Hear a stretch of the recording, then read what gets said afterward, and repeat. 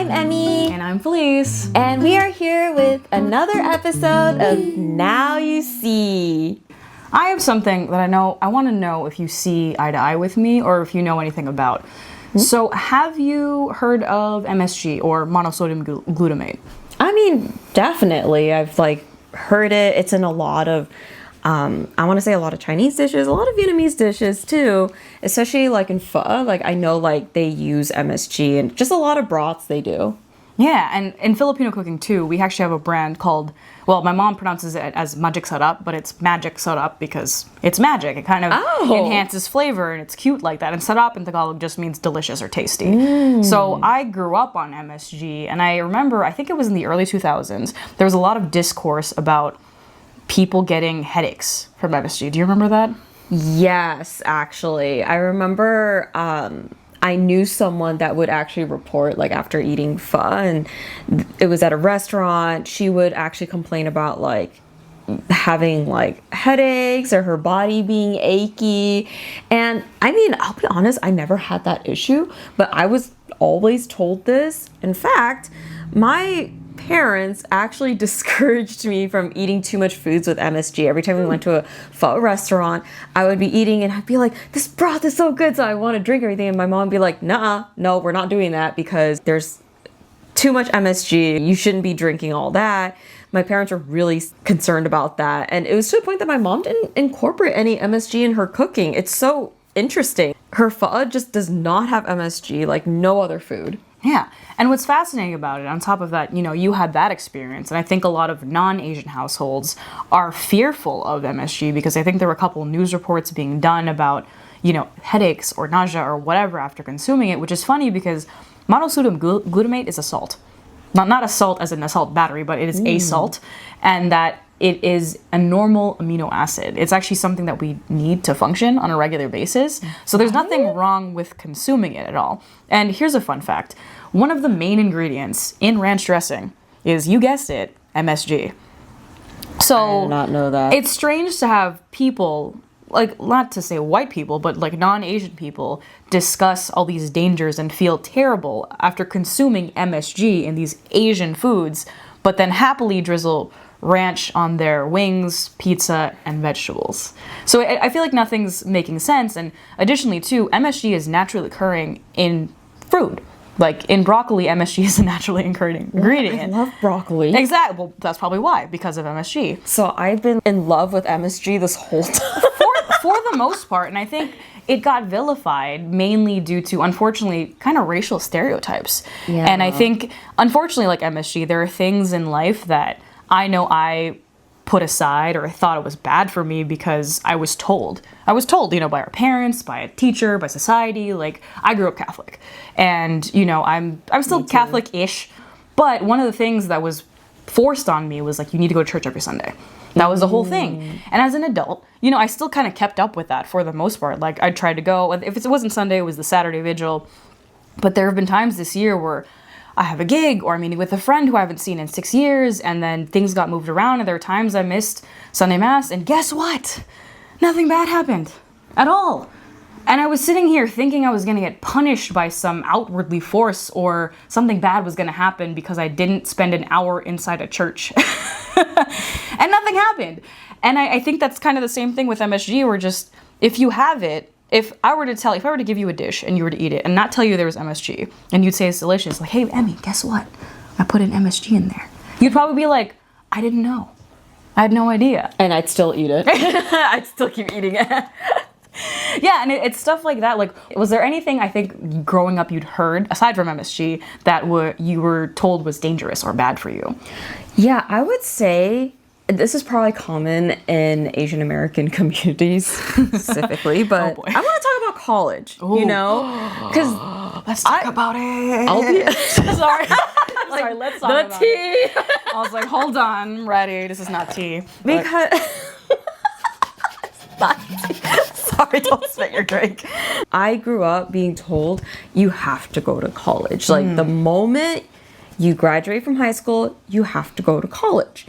And I remember I used to think, wait, I actually don't want to go to college. I actually did think that when I was in middle school. But all my friends, who are Asian American, by the way, were like, no, that is not something that you do. And then like, my parents are always like, oh yeah, you're going to go to college. Like, it was like, they never even gave me a choice. It was just, you're going to go to college. Your sister went to college. You're going to college. And this like idea that you have to, that's fine if you really want to go to college. But I'm starting to realize now, it is okay to take some time to yourself. 100%. Yeah. And on that note, I think it's also difficult too, because looking back at my own undergraduate career, because my parents said too, I was going to college. They gave me reasons for it though. They were like, we want to make sure that you explore, you learn about yourself, and you can try things before kind of getting into the workforce. I was like, okay, like there was reasoning behind it. And again, Jeez, they told you that? I mean, no, I'm just shocked because like over here, like my parents are just like, you're gonna go to college. You want to be homeless? No, go to college. See, that's a more proper Asian parent response. That's usually the expected one. My parents, I think, my parents are both, like, they're educated too. They got their own degrees in the Philippines and the rest of it. So they experienced, my dad spent time doing different stuff as well. So education was important to both of them. And they did express that to me and my brother and sister. They put us through all private school education before we went to college. I just wish, because what they don't tell you, especially with the newest generation of kids coming up, debating on high school, debating on college, if you don't have the money, right? Because some people can't afford it, which is completely a reason to not go to college because it's a lot. And then technically, I mean, I'm a child of immigrants. My parents are immigrants. I am the first generation and have been here for a bit, but we don't have generational wealth yet. I'm in the process of creating it right now for myself and my family. So I didn't have I don't have a trust fund. I don't have a college fund set aside. That's not a thing for me. And so the idea of, going to college was like, oh, you can pull out a loan. That was what it was. Just pull out a loan. And it's crazy being, 17, 18 years old, going into this, signing documentation of I'm going to get this money and pay it back in interest in 4 years. Wow. Like, if you think about this, because I had a couple grants too, because, it was the income household, so I was given money that I could not pay back, but the rest of it had to be covered through student loans. And if anyone who's had to pay their student loans knows, it compounds over time. It gains a lot of interest. So the amount that you were paying, that you borrowed, it's almost, there's 10% or more added to that after the time you graduate.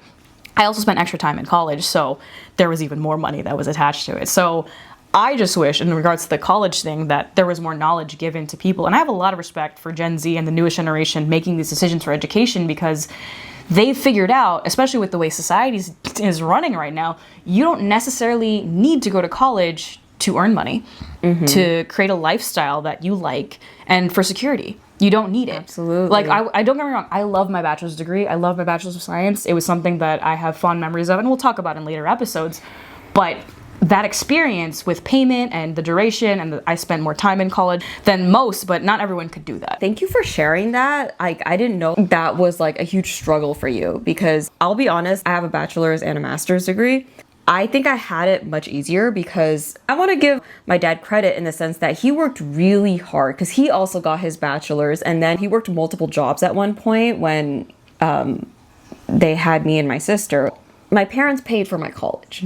Yeah, like I did not make the income bracket to like get like scholarships or grants or anything. They paid off for it for my bachelor's. I wish I had more time to explore and really understand what I actually wanted to do, because I think I would have still stuck with psychology as a bachelor's degree, but I think I would have, instead of pursuing master's degree, minored in theater or something, because I know acting was like my thing. I wish I kind of knew myself more and gained enough courage to do that. I cannot imagine just being in your position where what time do you have to even explore who you are as a person when you're like trying to financially pay for school too. And I've known classmates who were like homeless going to college and whatnot. There's a stereotype, to get a good job, you need a bachelor's degree, you need your master's. But I feel like in this economy and just this environment nowadays, it's not always the case. No, and people are making their lifestyles on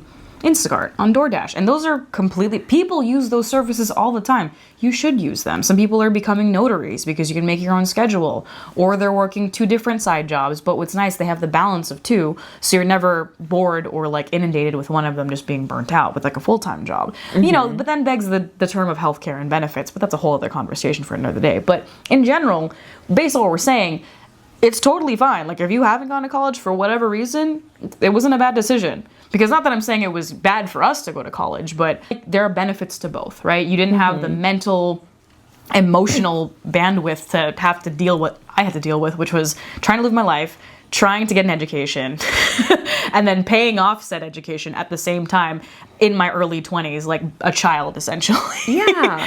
There's like the stereotype where like you have to go to college. That is the only way to get a job. But like realistically, there could have been different avenues, like before getting the bachelor's degree, like maybe like working a few like jobs before, to make some money, live at home, like make some income before, getting yourself into college and stuff like that. There are different avenues to it. Yeah. And I think that's what it was, is that we weren't presented with pathways, right? Like when you're done with high school, it's kind of the whole thing of just like, you are born into this world, you go to kindergarten, or you go into middle school, 8th grade, you graduate, you go to high school, right? That's the next step. And what's after high school? College. What's after college? Maybe a master's degree, you never know, or a regular job. And then maybe you'll find love and have a family and have kids. But not everyone follows that trajectory right now. I'm not even in that trajectory right now. Respectfully, I'm not, because I wanted to pursue something else I didn't even know I wanted to do until I gave myself the opportunity to do it. And I think that's what it is, where we sit with these things and we're taught for so long, why are we following these rules and these things that we're told that we need to do, or it's bad? Because I think in a way it's almost like a bad stereotype. It really is. Just thinking about the whole idea of, for example, marriage, because you kind of touched on that a little bit. Yeah. Back then, when you were like 16 years old, you got married. Like, there were like some countries, like back in the old days, some people married really young. And it was so funny. My grandpa one time, he talked to my sister. He was just like, you're old enough to get married now. And she's just like, I'm 16, Grandpa. He was like, oh yeah, that is too young. In Mexican culture, they have quinceañeras, right? It's your 15th birthday, but that's kind of what it is. It's your debutante ball, like kind of like you're out in the public. That's what they did in Bridgerton, right? That's when she would be coming of age. And that's really what that means, is that she's on the market, which is crazy to think about this. And also, Filipinos do have another version of the quinceañera called the debut, and then we're at least 18, or at least legal for that kind of stuff. But that's still, like, can you imagine basically being on the market at 18? That's such a crazy term for women to deal with. To spend the rest of your life with someone you barely know at 18. Oh, good luck. That sounds or just like the fact that it's like, hey, when you're 18, you're good to go. Like, you're on the market ready to be sold. Like, it's such a... But that's what it was, back in the day, that if you had daughters, you had to marry them off in order to collect their dowry, and like that was how it was done back in the day. So a lot of these things kind of exist that are kind of bad. I think also, you've probably experienced this too, but there are Asian stereotypes, right? And not all of them are bad, but I think whether a good or bad stereotype, quote unquote, it's still damaging and a bit dangerous. And I think it's stereotypes, they're just rooted in some type of discrimination. For example, Asians are good at math. That sounds good, right? Because I've had people come up to me and be like, well, at least your stereotypes are good. Like, unlike some of the others that are like really damaging, like, saying like, certain group are lazy or a certain group aren't smart. And I'm like, yeah, like, I'm not going to argue with you. Those are horrible. Yeah, okay. That's terrible. That's effed up, to say things like Asians are good at math. Asians are good at this. Like, I think those are also harmful, and that's because the way I see it is, let's say there's an Asian individual who's not good at math. How are they going to feel, and they're just like, well, you're Asian. Aren't you supposed to be good? It makes them feel like there's something inherently wrong with Yeah, if they don't live up to that stereotype. And I think also Asians have an interesting stereotype, like as a whole, not even just Southeast Asians, of the model minority myth, which some of us are familiar with. If you're not, it's the idea that, Asian people are kind of the most obedient, the most submissive. They're the smartest. They do well in their fields and they do well in everything. And they're kind of like a model citizen. But the thing is like you said, even a good stereotype is damaging, because then if an Asian person, let's say, isn't good at math, or they're not good at their job and they don't do these things, then they're shamed for it and they're guilted for not fitting this unusual, I guess, perspective that has been forced on them by a group that isn't even Asian. Because I always laugh, because I don't know if you've heard of the whole like Asian women are submissive and the rest of that stuff. God. And we know where that comes from as well. But all of my Asian friends, regardless of what Asian they are loud as fuck. They're so disobedient. And they're not anything that fits into that purview. So I was like, I don't know where they're getting this information, because of all the different Asian friends that I have, and I have many, yourself included, none of them fit that at all. Yeah, it's funny when they say like Asians are submissive, they're not loud and stuff, and I just turn around and look at my mom and I'm just like, oh hell no, like that's like not even I look and turn to my own mother. Half the time I'm using my noise canceling headphones when she is on the phone, just so I can focus on what I'm doing. We have all these things kind of built in, and it's weird because funny enough, MSG is associated with Asians, but like Magic Syrup, which is the flavor enhancer, there are other countries that have different brands that are essentially flavor enhancers that contain MSG. Like Aromat is, I believe, used in Africa, and Accent, I believe, is used in Europe. So these things are just powders, or they're sauces, or they're something, and they have that same MSG that we were told is bad for you or is dangerous for you, when scientifically speaking, it's just another salt. It's just another amino acid that you need to function. Just kind of going back on stereotypes and stuff, especially things like submissiveness. Those are like, to me, really, really damaging, because what we think is harmless, like, oh, submissive, what's wrong with that? There's so many things wrong with that. So many things. At least when I worked as a therapist, a case manager, there would be a lot of Asian Americans who wouldn't really voice their opinions too much. They'd be like, oh, no, it's okay, it's okay, it's okay. And I feel like it's concerning when we're just brushing them off like, oh, they won't complain, they're fine, they're submissive, they're just gonna agree, or oh no, there's just nothing wrong with them, they're just quiet. But like, we actually tend to miss the actual real problems. I noticed that there was this white client in when I used to work in the psych facility. She was very vocal, loud, like she had issues, and I'm not saying like, she wasn't sick at all. She definitely had a lot of like issues, but like sometimes I would look at some of the other like Vietnamese clients where, because there was like this language barrier, they didn't speak English, so they were quiet and they didn't talk much. It's like, well, you know why they don't talk much? It's because they can't talk to you, Yeah. But it's like they're just seen as, oh, they're just cool, they're fine, and it becomes a problem because like they actually do have issues. They just can't address it because there's no one that they can really speak to, and no one advocating for them. So at times, I did put myself in that situation to advocate for them, because again, like there's just this whole like, oh, they have no problems. Asians don't have any problems, and I have 99 problems and a bitch is one of them. No, that and white supremacy is one of them. That's part of it as well. No, that's definitely staying in there. But you bring up such a great point about how it's the advocacy, right? We didn't have groups advocating for us because the people that were in society that run these things aren't us. They only know as much information as they see is in front of them. But again, due to language barriers, like I heard growing up, I heard Spanish, Tagalog, which is one of the native Filipino languages, and English in my household. But I realized that's not a common occurrence for most American people. Sometimes they only heard one language. So I was used to kind of hearing different things and having to partially translate and work through this kind of stuff, but not everyone got that. And so, like you said, for the advocacy, it's a representation thing, right? We don't have everyone of a specific background in places where we need them. And it also comes down to representation, where we're not seeing ourselves represented in a way that makes us look as more than just submissive or as more than just this. I kind of want to touch upon too is that there's these stereotypes that exist and are harmful, and it's very demeaning, and sometimes it's like frustrating, and sometimes we just feel like we can't escape this box. Because I'll be honest, growing up, no matter what I did or what I was good at, everyone was just gonna put me in a box. Like I remember I used to like draw and color, and people would be like, oh, you're so good at is, like, I don't want to, like, be offensive or anything, but Asians are really good at drawing. And I was just like, okay, like, you couldn't just, like, compliment my fucking picture. And Like, why can't it just be about the drawing? Like, right? Now, apparently, when I was into breaking, suddenly I had this college professor. She just mentioned, like, a stereotype of, oh, Asians are great at breaking. And I was like, I'm trying to break out of this box, and yet I'm still stuck in it. I just want to say, I know sometimes it can feel like, damn, I can't get out of this. The way to continue breaking these stereotypes is like what Felice said, is like representation. I mean, I think there's plenty of them now because I think a lot of time has passed and we've seen more and more. Aside from our mothers. Well, I mean, if we want to talk about the media, right? I think Yes. I've always admired Lucy Liu. I think she came on at a time during the early aughts when there was a lot of heroin chic.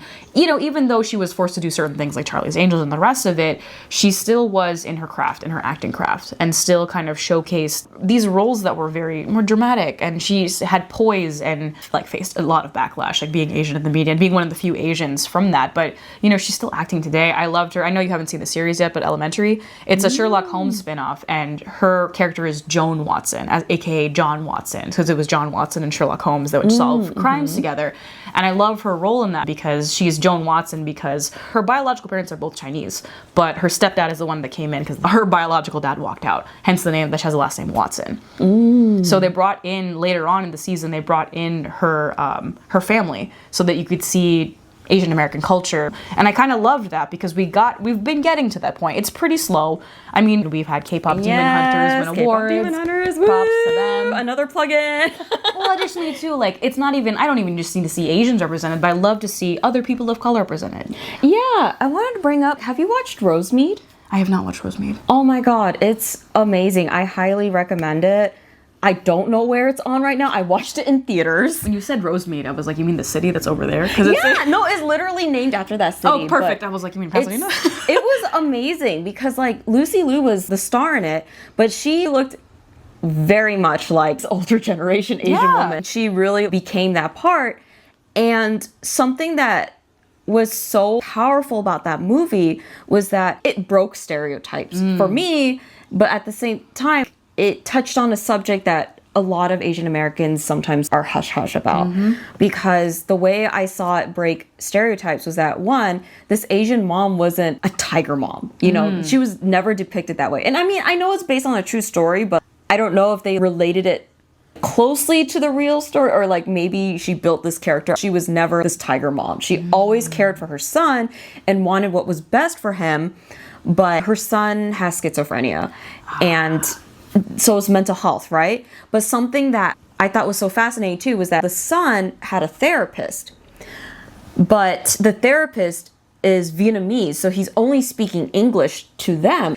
So this is something that I've come across. I used to be a therapist, a case manager. Sometimes people would be like, oh, they're both Asian. They'll talk to each other, and it's like, hello, they're speaking completely freaking different languages. Like, we all Sorry. I know this is a serious topic, but this is a common occurrence. I know you all think we look the same, but we don't. Yeah, and we're not. We all have different experiences too, When I worked with a lot of Vietnamese individuals, I also had to recognize that I'm very different from them because I'm Vietnamese American, but some of these Vietnamese individuals were from Vietnam. Straight up like Vietnamese from Vietnam, only spoke Vietnamese, and there's still like a cultural gap there. There's intergenerational differences. I loved how that movie highlighted that. Also, mental health, for Asian Americans, and to discuss that's just not something that we talk about. Yeah. And again, it's because like this model minority exists where it's just like, oh, they have no problems. We're good. Look at them. They're like successful, and they'll just name like one person that's like rich, or like just one. Or like there's so many Asians here in this neighborhood, and there's like just one Asian family, and there's like apparently one is a lot. I was one is too many, apparently. Okay, and I'm supposedly good at math, and I feel like one is not a very big number. I don't think so either. The movie Rosemead I thought was really powerful, and so I just wanted to mention that because like Lucy Liu was in it. Yeah, I mean, I didn't know you were gonna go there, but what was great about what you mentioning that is that Lucy Liu had a son, and her son had a therapist. First of all, groundbreaking because as someone who's Filipino, that whole situation is something that I'm like, that's great representation because I didn't experience that. Like, not that I'm saying I needed a therapist as a kid, but sometimes some of them do. Yeah. She did put her son through therapy, although I think in the movie she kind of didn't truly believe, like, but she kind of just went with it, like, half-heartedly. But I felt like that was very realistic. Like, that is very realistic in our communities, is that there are a lot of older generation Asian Americans that just don't really believe in mental health, or like there's a stigma and stuff. I just felt like this was a great representation, and I thought her character was really like, I saw the strength in her. Yeah. It's a great movie. I don't want to spoil it, but when I'm thinking of strong characters, I do think of that mother who was a single mom, dealt with the death of her husband, and that's all I'm gonna like go from. Yeah, we don't want to spoil. Yeah, we don't want to spoil it. Now I want to see it due to that thing. But that was another thing that you brought up that you said, where the older generations of Asians don't necessarily know about Western ideals, right? And it comes back to that education and representation. Like, this was never presented on their side. So then it becomes the whole like, where's the bridge where we connect these two things, right? Where is we need education, obviously, we need representation. Maybe we need the representation to be properly educational, like not just in obviously entertainment and that industry, but maybe in just a regular industry. Like, maybe we need to see Asian people doing non-specific stereotype things. Like, I'm Filipino, I'm not a nurse. I have plenty of friends who are nurses, respect to them, shout out to them. We need more diverse stories from Asian Americans to show like all our experiences, not just us being the nurse, not just us being good at math and wearing glasses and only having one line. Or the Asian girl and her white boyfriend and navigating that dynamic. Exactly.